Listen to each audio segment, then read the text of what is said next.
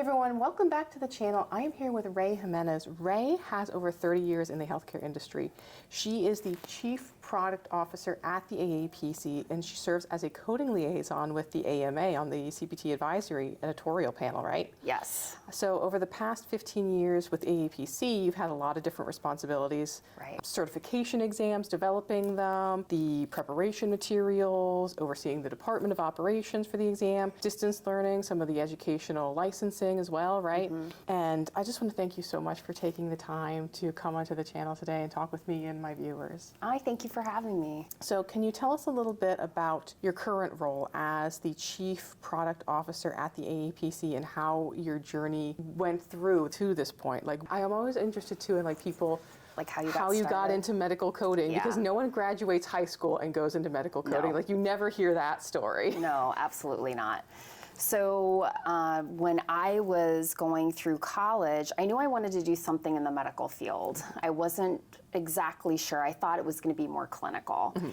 And I had to work my way through college. So I started as a chart finder in a doctor's office, just finding the charts so that the nurses could call. And I did a great job. So they're like, hey, do you want to learn how to be a medical assistant? And I'm like, well, that's definitely pertinent for what I'm interested in. Mm-hmm. So being on the clinical side taught me a lot. And the fact that I was going to college when I transitioned to a smaller office, they were having claims denials. Mm-hmm. And they said, well, you go to college, here's this book, can you read it and help us figure it out? So then I just figured out ICD-9 coding, got them paid, and then started with pre-certification for surgeries. And that's how I ended up being interested in the clinical side, but then transitioning into the business side. And then luckily through my career, I was able to go into the education mm-hmm. and then placement of coders into roles. And that's really what prompted me into getting into AAPC mm-hmm. because we had started Project Extern at the time. Yes. So with my SME knowledge of the industry plus my placement background, they said, why don't you come and help us try to get this program off the ground? Yeah. And then just through my evolution with AAPC, I've been there 16 years now in various roles, and Chief Product Officer allows me to look at all that we're doing holistically. Me understanding what our members need, what the industry needs, just helps me influence and say, okay, how are we going to approach things from a holistic approach versus here's a book, here's an exam, here's like little aspects of pieces. Okay. So. I love that. I never had any clinical experience. I would say if you asked me to take a blood pressure, if it was like an automatic one, I might be able to figure that out. Yeah. But that's about the extent of it. Like maybe an automatic blood pressure and a thermometer I could run. Nothing else clinical-wise. Well, I tell you, I was lucky enough to work for a few physicians that loved teaching. Yeah. So for the family physician that I worked for, Dr. Pearlstein, it became a game where he'd be like, okay, I'm going to do a procedure in this room. I want you to go set up the tray and you tell me what you think I'm going to use in this procedure. So when it comes to like excisions mm-hmm. of lesions, like that has always resonated with me because of that clinical exposure. That's awesome. That's one of the things you miss when you're working remotely. Like you don't get that mm-hmm. hands-on experience. I remember I was working at one organization and I asked if I could go shadow in the OR and they're like, no, absolutely not. And then I switched over to this other organization and I'm like, asked again, hey, can I shadow in there? They're like, yeah, go. I'm like, oh, this is the coolest thing ever. They're gonna let me go. And I got to watch a breast reconstruction. Yeah. And I just thought that was just like, so amazing that they let me do that, and that experience still sticks with me to this day. So speaking about all of the different services the AAPC offers and the oversight of that, I noticed that the AAPC has been stressing a lot of the digital tools recently. I even purchased the package where if you pre-order next year's books, you can get the eBooks included, which was great. So I'm starting to stress to others the importance of using eBooks, and I think with the workforce that we've got, a lot of employers, they don't want to ship out physical books to 50 different people in 50 different locations. And I think they need more, the digital tools, right? Because they want that remote workforce to just have access to them from anywhere. Right. But how long do you think it's going to take for coders to adapt using digital tools when we're so used to, we love our books and we like to mark up things in our physical books? Yeah, that's a great point. I think that there's more than one aspect at play. As long as we continue to teach and require code books during exams, we're going to continue to have people learning on books, and that's what they become accustomed to.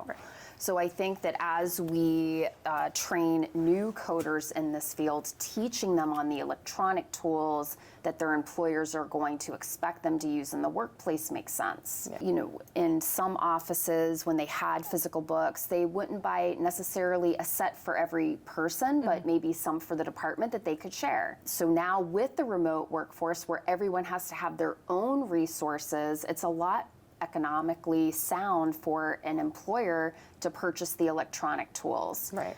It also has benefits of using the electronic tools. They can be updated immediately. When you look at all of the lab codes that get added in COVID, for example, with vaccines, you can't update physical books.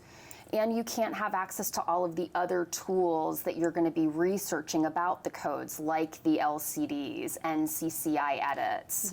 So I am a person that held on to my books forever too, and that's the reason why in Codify we've created the index, just like you would look up in a physical book, to be able to get to those codes. Because like many of our members that I hear, they find that navigating the books is something they're used to, and they feel they could get to the code quicker with their books versus doing a code search or a keyword search and having to look at all of the options that come up. So that's the reason why we kept the index. It's another reason why we have linked Codify to the code books. We've started with ICD-10 so that you can look it up like you would in a book, and then have all the electronic tools. So I think that, you know, if I were to say, when is physical books going away, I can't say that we're ever going to be 100% off books, but I do start seeing the transition to more electronic usage. Yeah, and I think it'll be interesting to see the trending, because I know Bevan has spoken about the certification exams and how we're piloting, testing out how to do the exam with an electronic book versus a paper book, and seeing, you know, how that's going to play out.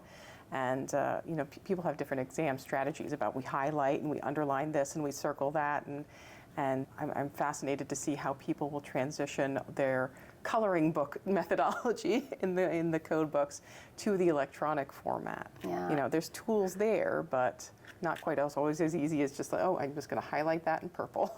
Yes, for sure. I mean, and because if we're training people how to do it that way, I think with electronic tools, there's ways for us to add that highlighting and add those features in to quickly distinguish one code from another. In the beta testing we've been doing with the eBooks, we have found that 7 out of 10 individuals that have gone through the beta process with us using the eBook on an exam have recommended the eBook over the paper book. Yeah, I think it's easy too with the electronic tools to just do that Control F and find, and there it is, and it takes me right to it instead of flipping through all the pages. Exactly, and wasting that time looking for what you're looking for.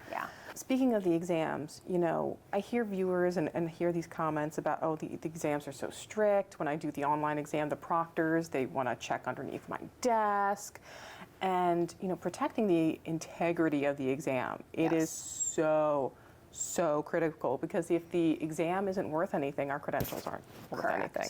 Can you help my viewers understand just how much work goes into creating these certification exams, and then kind of walk us through what happens if the exam is compromised somehow? Right. So with the item creation, we're pulling exam questions from a very large test bank, and you're continually updating that content. And there's ways of making a very solid base question and then changing small variations within that question to make a replica or an alternate version of that test question.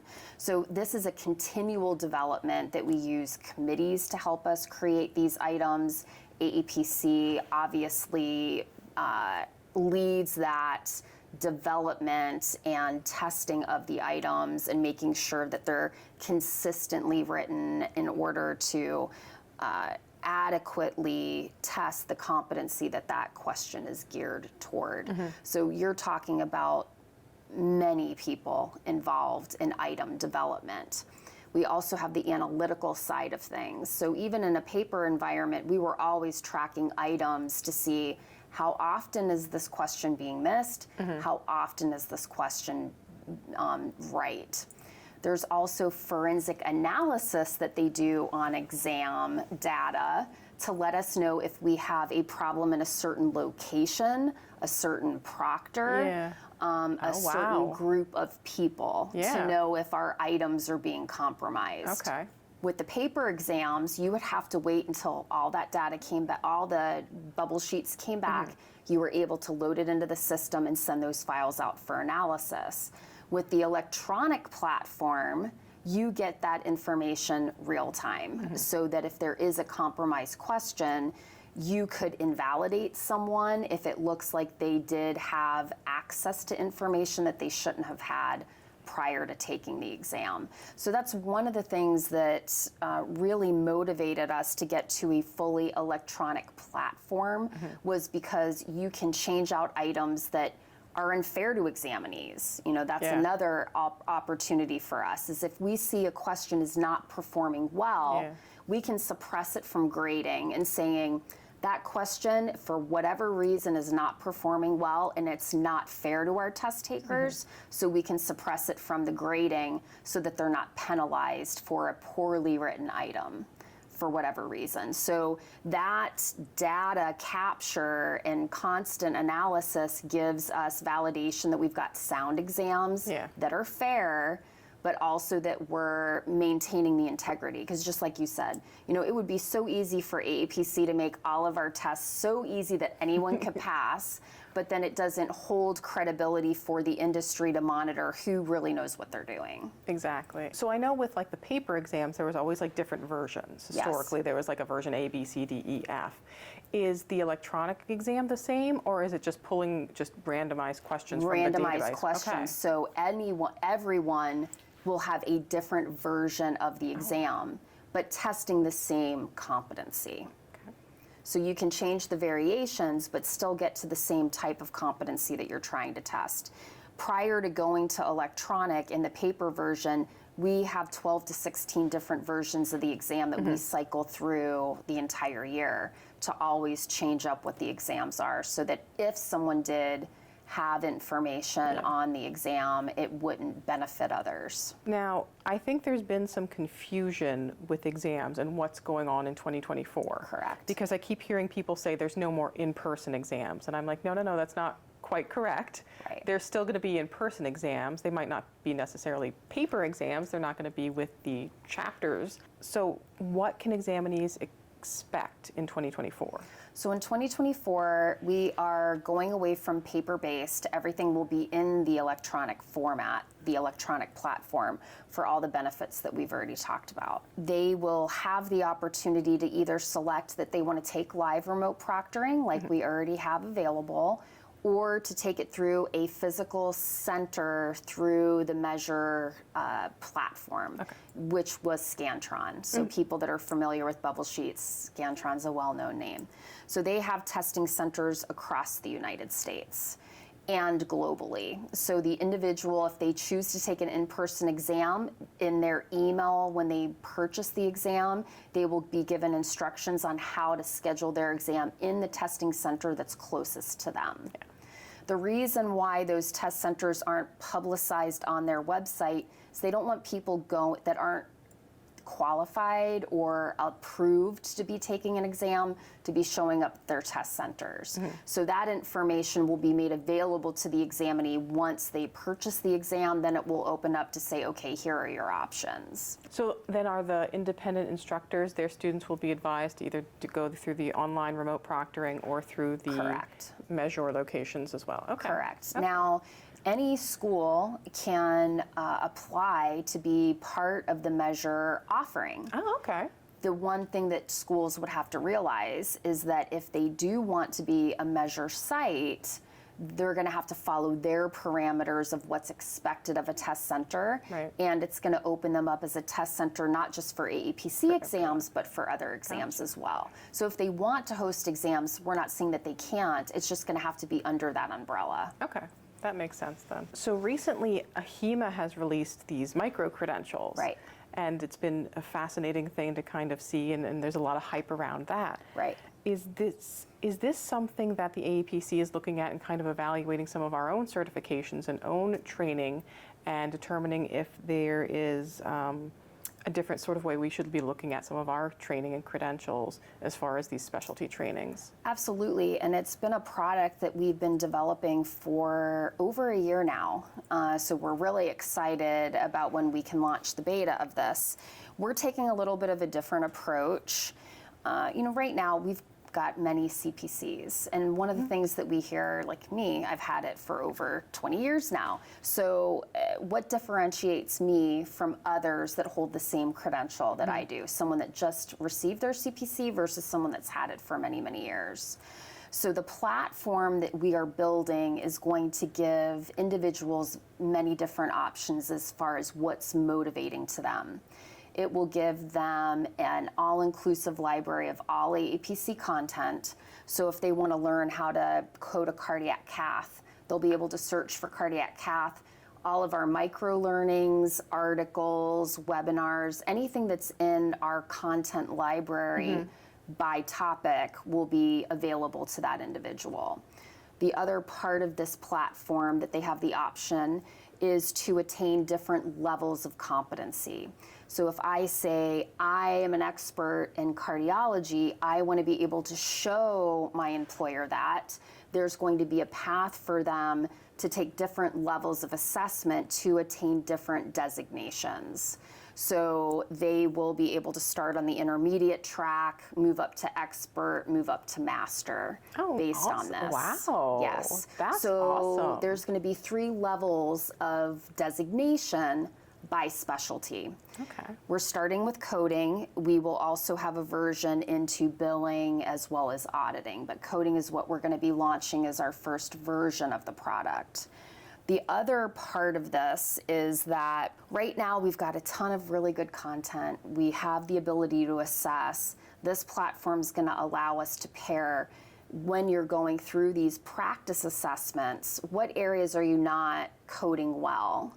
And it gives you, okay, cardiac cath, you didn't code this well, here's the micro-learning that goes with it, rather than just a rationale explaining the answers. Right. They'll have micro-learning units assigned to each one of the competencies assigned to an assessment.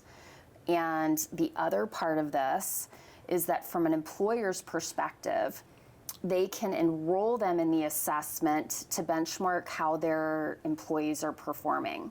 So it'll let you rank your team based on who's got the best scores, who might need additional education. We have fee schedules tied to it, so not only can you save accuracy of coding, but you can also tie dollars to it. So we really are excited about this and feel like it's going to really change the way that we demonstrate competency and employers can assess competency and give their employees the tools based on where they need the most help. Yeah, and I think that's so phenomenal because I'm someone who has one of the sunset credentials. I have my plastic and reconstructive surgery, and the rationale was always, well, we just didn't have enough people that were interested in testing for it to maintain all of the exam costs and printing them and maintaining it, which is totally understandable. Right. But I feel like now with micro competencies, that might open the door now to some of those additional specialties and having training for them, not necessarily credentials, but being able to direct someone that's like, hey, I'm having to learn this new specialty. I don't know what I'm doing, and seeing where they might rank, and then being able to direct some additional training to them. I love that. I think that's so needed in this industry right now. We feel really good about our approach because we've been using an employer-focused committee to help guide us, because you want to make sure that you're developing tools. Like If I say that someone's an expert in cardiology, if it doesn't resonate with the employer, then what does it mean, right? It's just something that I earn that might not hold weight from an employer's perspective. So in the development of this product, we've been incorporating their points of view so that we know that it's going to mean something to them. So we feel really good about the approach. The other thing about this platform is it will also show you your ranking against others that are also in the platform. So an employer is not just going to be able to see how their employees are ranking, but how they rank against the entire universe that's in there. So you know how competitive. Yeah, I know. It's exciting and it's a little scary. Like, I like when we do that to physicians, but now I'm like, oh, I don't know how I feel about about that happening to us now. But yeah, we're really close to being able to show a little bit of the product, and we're excited about it. We will be releasing a beta version to get people in there and just get feedback, make sure we're on the right track before we build out all specialties. So Awesome. We're excited. Yeah, one of the things that I always say, like, if I could snap my fingers and fix the problem, is everyone says, oh, well, you know, I can't find a job, and we have these also assessments out there saying, oh, well, there's a shortage of medical coders. And I'm like, well, I think it's more so a shortage of experienced medical coders, ones that have 2+ years experience and can hit the ground running doing, you know, GI surgery or something like that. And that might be a good gap for that as well. Is there anything that you wish you could, like, snap your fingers and fix in this industry? Wow, I wish that we could definitely make sure that all patients have access to healthcare, number one. Number two is reducing some of the administrative burden and make it more consistent so that it's not so hard to navigate. You know, a big problem that we're having right now is clinician burnout, just from all of the administrative burdens and just the difficulties of getting reimbursement in. You know, when you look at in the proposed rule, physicians again are going to get a decrease. They can't take on all of this cost with less dollars coming in. So some of the regulation and some of the complexity I don't think is needed. And now it's even affecting patients, that it's taking forever to get into just to see your provider for a routine visit, or if, even if you're having a concern. You know, there's just so much that they have to track anymore that they're so behind, and healthcare is not easy. Well, and unfortunately there's those that game the system that kind of ruin it for everybody else. You know, you see it in all of the audits now with telehealth. It was a good concept to open it up and make care more accessible, but you saw people that saw that as a vulnerability in the system and took advantage of it. Is there anything else coming up with the AAPC that you want to let my audience know about, or that you're excited about? Well, I know that there's a ton of talk about AI and some of the insecurities of what that means. And just like any technology, I think I compare this a lot to the electronic health record and the kind of scare that we received, where with electronic health records, coders' jobs are going to go away, we're not going to be needed. Anytime technology is incorporated, it changes and modifies our jobs, but opens up other opportunities. You know, I think CDI is going to be so important because garbage in, garbage out. You know, and the audit aspect afterwards, the compliant aspect afterwards, there's going to need to be a check and balance. Yeah, I think I have some friends that work in the legal end of things, and they're like, we're popping, like, business. I can't hire people fast enough to keep up with the caseload that's coming, and I think we'll probably see more than that coming up over the next few years, especially as even physicians are adopting AI, and we're finding out that, you know, we're seeing incorrect information and repetitive information, and the challenges that are going to come with that as well. Exactly. Well, thank you so much, Rae, for taking your time out to speak with me today. I'm going to link below all the AAPC social media so that people can follow more information about the AAPC and what they're doing, and check out all those products and services that are going to be coming up. All right, thanks. And thank your viewers, too, for listening. Thanks.